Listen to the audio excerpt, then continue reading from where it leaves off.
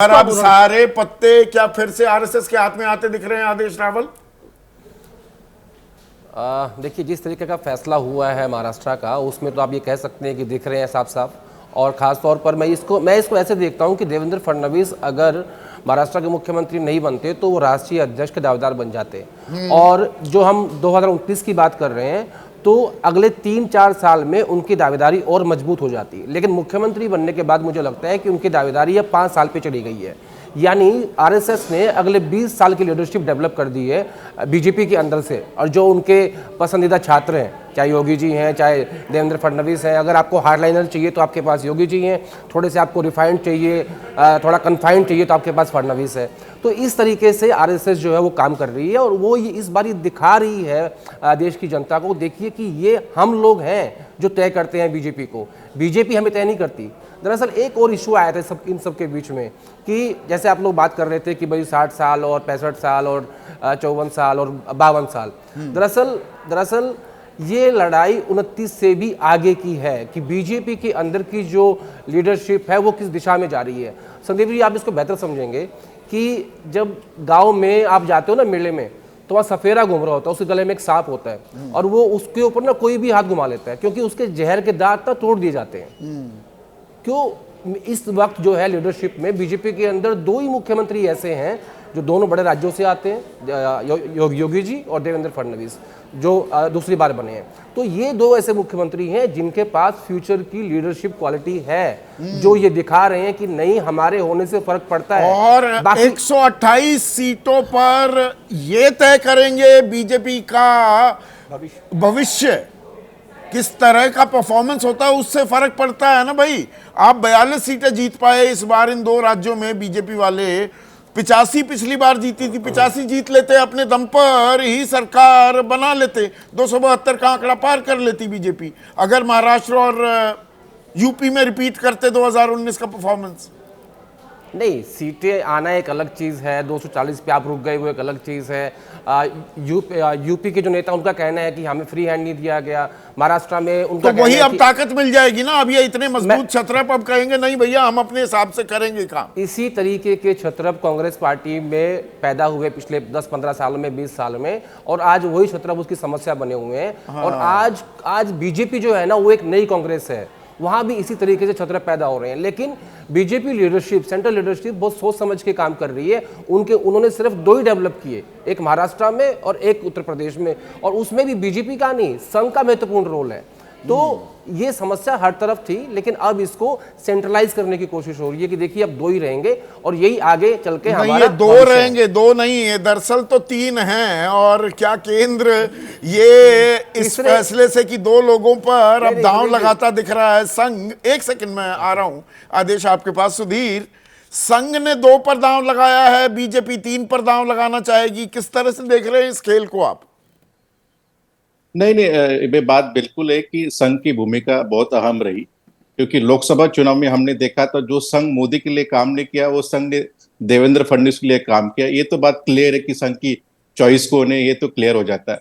दूसरी अहम बात, ये इस टाइम भी संघ की भूमिका काफी अहम रही देवेंद्र फडणवीस को सीएम बनाने की। जैसे मैंने फर्स्ट सेगमेंट में कहा था कि 2-3 नामों का बिल्कुल बड़े जोर पे मंथन चल रहा था, लेकिन संघ ने कहा नथिंग डूइंग, देवेंद्र फडणवीस महाराष्ट्र के नेक्स्ट सीएम बनेंगे। और इसके लिए उन्होंने अपना वेटो यूज करके प्राइम मिनिस्टर नरेंद्र मोदी के साथ में बात करके, आपको याद होगा जब इलेक्शन हुआ था महाराष्ट्र में वोटिंग, उसी दिन शाम को देवेंद्र फडणवीस और आरएसएस के जो संघ चालक है मोहन भागवत, उनकी मीटिंग हुई थी। 20-25 मिनट वो मीटिंग चली थी। उस मीटिंग में काफी संदेश गया था कि उस मीटिंग में ये भी तय हो गया था कि जो बीजेपी की ज्यादा सीटें आएगी तो देवेंद्र फडणवीस का नाम ही आगे किया जाएगा। एकनाथ शिंदे, भले एकनाथ शिंदे के अंडर लीडरशिप में इलेक्शन लड़ाओ, लेकिन एक शिंदे को सीएम नहीं बनाया जाएगा। और यही बात मैंने 2014 में देखी थी, आपको याद होगा 2014 में एकनाथ खड़से बीजेपी के कद्दावर लीडर थे, लीडर ऑफ अपोजिशन थे, गोपीनाथ मुंडे के पास वही एक बड़े चेहरे थे। लेकिन उस टाइम भी संघ ने देवेंद्र फडणवीस को ही सीएम बनाने के लिए प्रयास किया, मोदी का और उनका वेटो यूज किया, और वही बात आज मुझे रिपीट होती दिख रही है। मुझे लग रहा है कि संघ बहुत आगे की सोच रहा है, आगे की सोच रहा है, पर इसमें कड़क और नर्म, वो गुड कॉप बैड कॉप वाला भी, गुड कॉप बैड कॉप की जगह मैं कड़क और नर्म शब्द इस्तेमाल करना चाहूंगा। देवेंद्र फडणवीस नरम चेहरा, अब मैं आपको और योगी आदित्यनाथ अमित शाह दोनों कड़क चेहरा, अब और चूंकि- लड़ाई 3 में हो रही है क्या दिबांग? चूंकि चर्चा चल रही है और खुला मैदान है, तो मैं जरा एक और तरफ टहलना चाहता हूं। मैं आपको ये कह रहा हूं कि इस बात से ये साफ हो गया कि बीजेपी का अध्यक्ष अब कोई ब्राह्मण नहीं होगा। इस बात से ये तय भी हो गया कि बीजेपी का इसकी संभावना ज्यादा है कि कोई पिछड़ा होगा। पिछड़ा होगा। और पिछड़ों का जो उम्मीदवार है बहुत बड़ा नाम है, 65 साल के 65 हैं, साल के वो शिवराज हैं सिंह जो चौहान। चुपचाप एक के बाद एक अपमान सहन कर रहे हैं। यहां तो उप मुख्यमंत्री बनने के बाद मुख्यमंत्री बने, ऐसे ये राज्य एक में और जहां कड़ी उनकी आपने एक और शरारत कर दी है। नहीं, दिबांग शरारत की है तो थोड़ा जाने दूंगा। वो क्या ये संयोग नहीं, कोई प्रयोग हो रहा है कि उपराष्ट्रपति जगदीप धनखड़ शिवराज सिंह चौहान को खुली एक फटकार लगाते हुए दिखाई दिए किसानों के मुद्दे पर? मैं कह रहा हूं उससे बड़ी बात है हाँ। कि वो व्यक्ति जिसने आपको सिंगल हैंडेडली उस राज्य में जहां कोई उम्मीद नहीं कर रहा था कि आप जीतेंगे, मध्य प्रदेश की बात कर रहा हूं, शिवराज सिंह चौहान की और बात कर रहा हूं, जीत दिलवाई, वो मॉडल दे दिया। और एक लाडली बहन से ही तो लाड़की बहन आई। बिल्कुल वो मॉडल दिया जहां आप महाराष्ट्र में जीत रहे हैं। 2 बड़े राज्यों में आपकी जीत हो रही, जहां दोनों जगह आपकी उम्मीद नहीं थी, जिस तरह के हालात पर थे। उनको प्रभाव दिया गया था झारखंड का। देखिए वहां अब पर एक और चीज है, झारखंड की जिम्मेदारी लगा दे जी, आप वहां कमाल नहीं कर अब पाए। इसका भी जवाब है मेरे पास। हाँ। अगर आप उन्हीं की उनको योजना उनके हार का कारण नहीं, मैं ये बोल रहा हूं कि अगर आप उनको वहां मैया सम्मान ने वही मैं बोला, उनकी नैया डुबो दी। आप सवाल उन्हीं की पूछा है तो योजना जवाब उनके लिए दीजिए। हानिकारक हो प्लीज, गई। हाँ। मैं बोल रहा हूं कि अगर आप उनको आगे बढ़ते हुए नहीं देखना चाहते हैं तो आप उनको ऐसी ही जिम्मेदारी देंगे, और ये बातें संघ देख रहा है। अगर पार्टी, और एक बड़ा कार्ड बाकी है पार्टी अध्यक्ष का, अगर वो हो जाते हैं तो मैं ये कह रहा हूं ये कि तो गेम अगर- और खोल दिया है आदेश। ये दिलचस्प ऑब्जर्वेशन है और मैं इत्तेफाक रख रहा हूं जो दिबांग कह रहे हैं।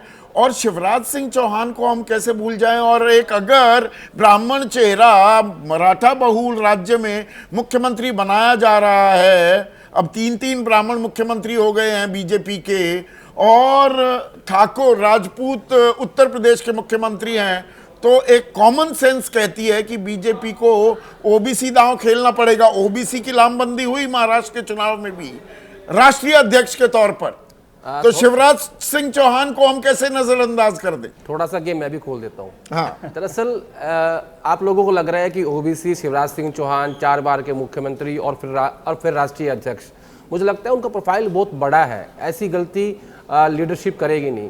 आप लोग एक नाम को भूल रहे हैं, वो नाम है मनोहर लाल खट्टर का। अब जब क्योंकि प्रधानमंत्री मोदी खुद ही ओबीसी हैं, तो मुझे नहीं लगता कि ओबीसी पे दाव खेला जाएगा, वो भी राष्ट्रीय अध्यक्ष के लिए, और वो भी शिवराज सिंह चौहान के ऊपर।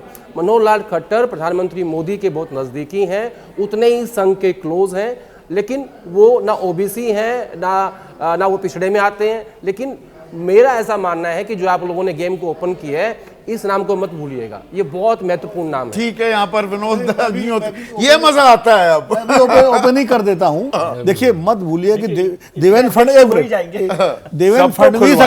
फडणवीस अगर मुख्यमंत्री बने हैं तो संघ के साथ साथ नरेंद्र मोदी के भी चाहते हैं, ये भी ध्यान रखिए। और नरेंद्र मोदी जी की राय को अनदेखा करना असंभव है, ये प्रक्रिया है। अटल बिहारी वाजपेयी के जमाने में भी संघ और अटल बिहारी वाजपेयी अडवाणी 3 लोग तय करते थे, उसमें 3:2 से फैसला होता था, 1:2 से या 3:3 से होता था।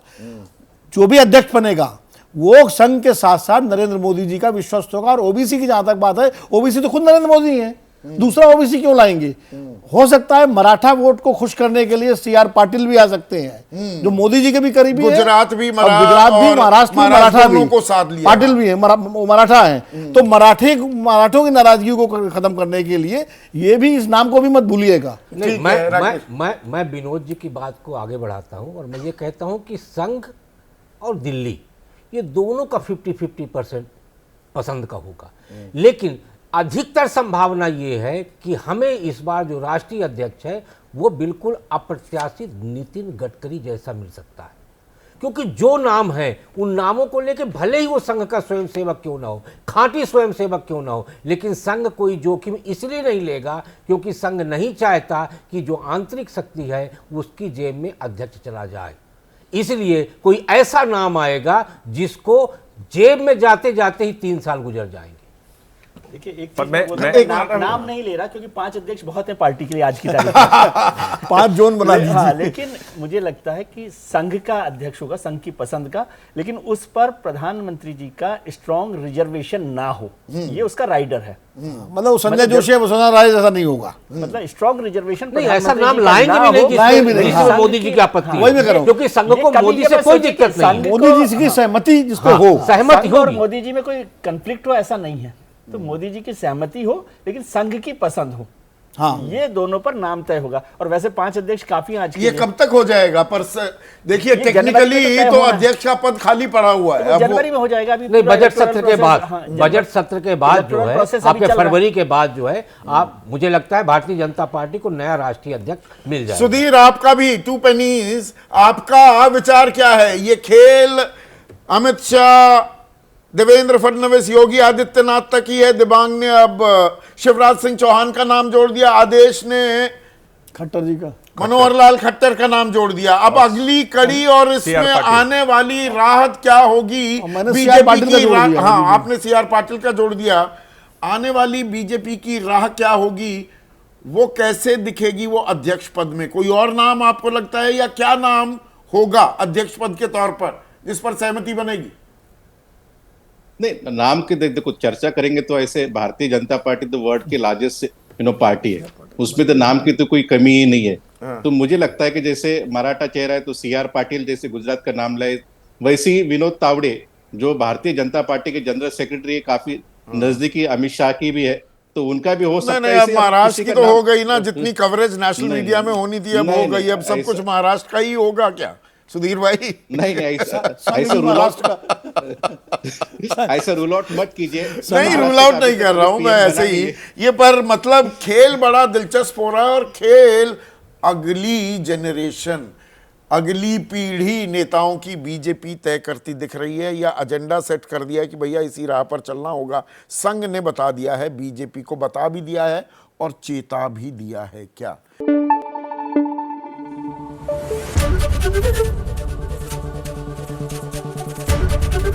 ABP न्यूज आपको रखे आगे।